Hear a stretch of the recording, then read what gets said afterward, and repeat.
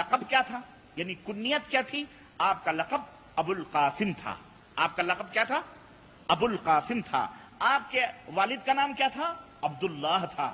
اور یہ دوسرے ذبیح ہیں جن کو 100 اونٹوں کے بدلے ان کو بچایا گیا تھا. اور یہ ایک واقعہ ہے، عبد المطلب جو نبی کریم صلی اللہ علیہ وسلم کے دادا ہوتے تھے، انہوں نے ایک منت مانگی تھی، ایک چیز کی کہ اگر یہ چیز پوری ہو گئی تو میں اپنے آخری بیٹے کو قربان کروں گا، ذبح کروں گا. اور آخری بیٹا عبداللہ تھے. چنانچہ وہ ان کی منت پوری ہوئی، اور جب ذبح کرنے کی باری آئی انہوں نے کہا اب اس کو ہم ذبح کر دیں گے. تو لوگوں نے کہا کہ بھائی اس کو ذبح مت کرو، اتنا حسین، اتنا خوبصورت. تو کہنے لگے پھر ہم نے تو منت مانی ہے، اب کیا کریں؟ کہا گیا کہ مدینے کی طرف ایک کوئی کاہنہ عورت رہتی ہے، اس کے پاس جاؤ، کوئی مسئلہ پوچھو. چنانچہ اس کے پاس گئے، کوئی جادوگرنی تھی. تو اس نے کہا کہ اس کو وہ تیروں کے جو فال گھمانے کے تیر ہوتے تھے، تین تیر ہوتے تھے، خانہ کعبہ میں رکھے تھے. ایک پہ لکھا ہوتا تھا افعل کرو، اور ایک پہ لکھا ہوتا لا تفعل نہ کرو، اور ایک کامن ہوتا تھا، کچھ نہیں لکھا ہوتا تھا. تو اس نے کہا جاؤ گھماؤ اس کو اور نکالو، اگر یہ آتا ہے کرو تو اس کے بدلے 10 اونٹ ذبح کرو. اس کے بدلے کتنا ذبح کرو؟ 10 اونٹ. اور اس وقت تک گھماتے رہو جب تک کہ یہ نہ نکل آئے کہ لا تفعل نہ کرو.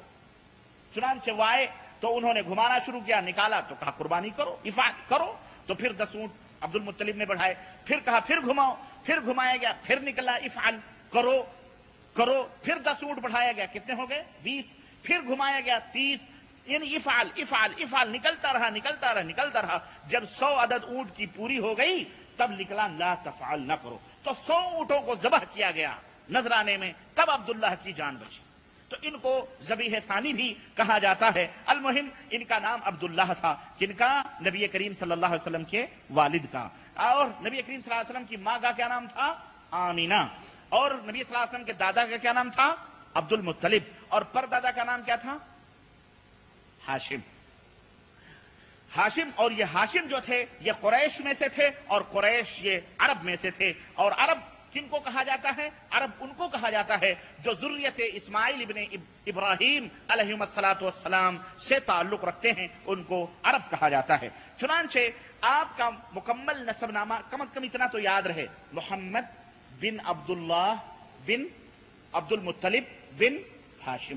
اتنا تو کم از کم یاد رکھنا چاہیے. مکمل نسب نامہ جو ہے وہ کچھ اس طرح سے ہے: محمد بن عبداللہ بن عبد المطلب بن ہاشم بن عبد مناف. ان کا نام عبد مناف جو تھا ان کا نام مغیرہ تھا. بہرحال عبد مناف بن قصی بن کلاب بن مرہ بن کعب بن لوئی بن غالب بن فہر بن مالک بن نضر بن کنانہ بن خزیمہ بن مدرکہ بن الیاس بن مضر بن نزار بن معد بن عدنان. اور اس طرح سے آگے نسب نامہ حضرت نوح علیہ السلام پھر حضرت آدم علیہ السلام تک پہنچتا ہے. لیکن یہاں تک تاریخ تو ہمیں صحیح ڈھنگ سے بتلاتی ہے کہ یہ نسب نامہ صحیح ہے. لیکن عدنان کے بعد میں جو اور سلسلہ اوپر جاتا ہے شجر نسب کا، اس میں بہت سارا اختلاف ہے، اس لیے محققین نے اس کو چھوڑ دیا ہے. المہم میرے عزیزو، یہ نبی کریم صلی اللہ علیہ وسلم کا نسب نامہ تھا. نبی کریم صلی اللہ علیہ وسلم کی عمر ٹوٹل کتنی تھی؟ 63 برس. 63 برس کی عمر حضرت صلی اللہ علیہ وسلم نے پائی. 40 سال کی عمر جب آپ حضرت کی گزر گئی تو اس وقت آپ کو نبی بنایا گیا. 40 سال قبل نبوت کی عمر اور 23 برس حضرت صلی اللہ علیہ وسلم نے نبی ہونے کے بعد کی عمر پائی. کتنے برس؟ 23 برس. اقرا بسم ربک الذی خلق، یہ آیت چند آیتیں غار حرا میں اتری تھیں. اقرا کہہ کر آپ کے سر پر تاج نبوت رکھا گیا. اقرا کہہ کر آپ کے اوپر کیا رکھا گیا؟ سر پر نبوت کا تاج رکھا گیا. غار حرا وہ غار کو کہتے ہیں جو مکہ مکرمہ کی ایک پہاڑی میں واقع ہے. تو نبوت اقرا کہہ کر کے ملی. اور رسالت کا تاج کب رکھا گیا؟ یا ایھا المدثر کہہ کر کے رسالت کا تاج رکھا گیا. حضرت صلی اللہ علیہ وسلم پہلے نبی بنائے گئے پھر رسول بنائے گئے. پہلے نبی بنائے گئے، جب نبی بنائے گئے تو کچھ دنوں تک وحی کا سلسلہ منقطع ہو گیا.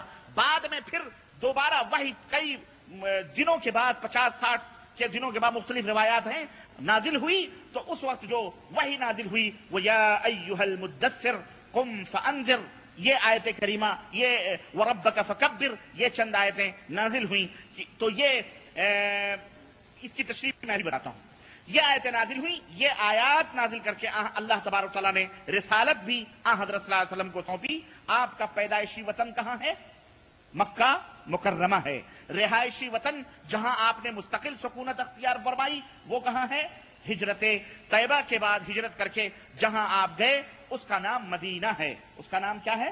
مدینہ، اور اس کا نام طیبہ بھی ہے، طابہ بھی ہے۔ اس کا پرانا نام یثرب یا یثرب تھا، جس کا پرانا نام کیا تھا؟ یثرب یا یثرب تھا۔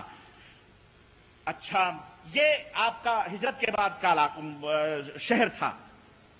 حضرت صلی اللہ علیہ وسلم جب نبی بنائے گئے، رسول بنائے گئے، اس وقت حضرت صلی اللہ علیہ وسلم نے کون سی دعوت شروع کی؟ سب سے پہلے کس سے ابتدا کی؟ آپ کو کیا چیز دے کر کے بھیجا گیا؟ اللہ تبارک تعالیٰ نے سب سے پہلے کس چیز کی دعوت دینے کا حکم دیا؟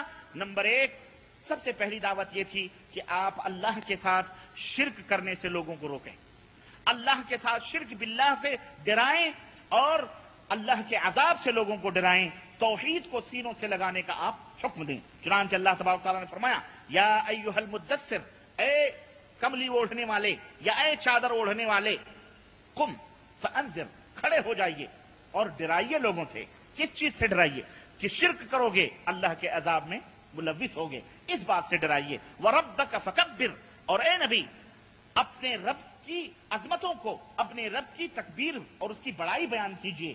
ان بت پرستوں اور ان صنم قدوں کے پجاریوں کو اور ان بتوں کے پوجا کرنے والوں کو، دیوی اور دیوتاؤں کے 360 خدا ماننے والوں کو آپ ان کے سامنے اللہ کی تکبیر، اللہ کی بڑائی بیان کیجیے۔ یہ اللہ کی بڑائی بیان نہیں کر رہے، کیوں؟ جو مشرک ہوتا ہے وہ اللہ کی بڑائی نہیں بیان کرتا ہے، وہ جھوٹا ہوتا ہے۔ جو مشرک ہوتا ہے تو سب سے بڑا جھوٹا وہی مشرک ہوتا ہے، وہ اللہ کے ساتھ شرک کرتا ہے۔ تو اس طرح سے اللہ تبارک تعالیٰ نے سب سے پہلی دعوت جو حضرت صلی اللہ علیہ وسلم کو دے کر کے بھیجا وہ کون سی دعوت تھی؟ شرک سے ڈرانے کی، توحید کو اپنانے کی، شرک سے ڈرانے کی اور توحید کو اپنانے کی دعوت تھی۔ یہ اللہ تبارک تعالیٰ نے بتائی۔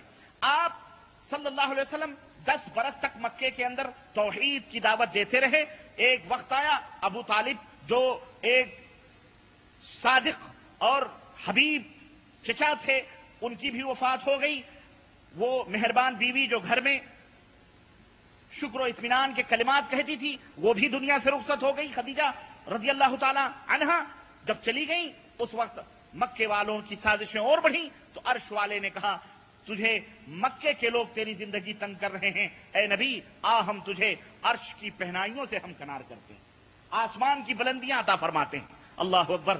چنانچہ 10 برس کی محنت شاقہ کے بعد اور جد و جہد کے بعد اللہ تبارک تعالیٰ نے نبی کریم صلی اللہ علیہ وسلم کو معراج کی دولت، اسرا اور معراج کی دولت عطا فرمائی، اور حضرت صلی اللہ علیہ وسلم اپنے جسمانی اور اپنے روح کے ساتھ اللہ تبارک تعالیٰ کے فضل و کرم سے مسجد حرام سے مسجد اقصی بیت المقدس گئے، اور پھر وہاں سے حضرت صلی اللہ علیہ وسلم پہلے آسمان، دوسرے آسمان اور تیسرے پھر جنت، پھر دوزخ، پھر اللہ سے ہم کلامی، گفتگو، بات چیت، اس طرح سے یہ اتنے بڑے شرف اور اتنی بڑی منزلت سے حضرت صلی اللہ علیہ وسلم دوچار ہوئے۔ پھر جب واپس ہوئے اللہ تبارک تعالیٰ نے 50 وقت کی نماز فرض کی، اور آخر میں کٹتے پٹتے وہ 50 وقت کی نمازیں 5 وقت کی ہوئی، 5 وقت کی مقرر ہوئی۔ 3 سال تک معراج کے بعد 3 سال تک نبی کریم صلی اللہ علیہ وسلم وہ 5 وقت کی نمازیں اپنے ماننے والوں کے ساتھ ادا فرماتے رہے، اور جب 13 سال گزر گئے تو حضرت صلی اللہ علیہ وسلم نے تنگ آ کر کے مکے کو خیرباد کیا اللہ کے حکم سے، اور آپ ہجرت کر کے مکے سے مدینہ الرسول، مدینہ منورہ تشریف لائے۔ ہجرت کس کو کہتے ہیں؟ بلاد شرک سے، شرک اور کفر کے ملکوں سے سفر کر کے اللہ کے دین کی حفاظت اور اللہ کے دین کو بچانے کے لیے، اللہ کے احکامات پر عمل کرنے کے لیے شرک و کفر کے ملکوں کو چھوڑ کر اسلام کے ملکوں کی طرف سفر کرنا، امن و سکون کے ممالک کی طرف جانا، یہ ہجرت کہلاتا ہے۔ مدینے کے اندر آپ کتنے برس تک کام پذیر رہے؟ 10 برس تک۔ 13 برس مکے کی زندگی اور 10 برس مدینے کی زندگی، اس طرح نبوت اور رسالت کی ٹوٹل کتنی زندگی ہو رہی ہے؟ 23 سال کی زندگی ہو رہی ہے۔ 13 سال تک مکے کے اندر توحید کی دعوت ہوتی رہی، 13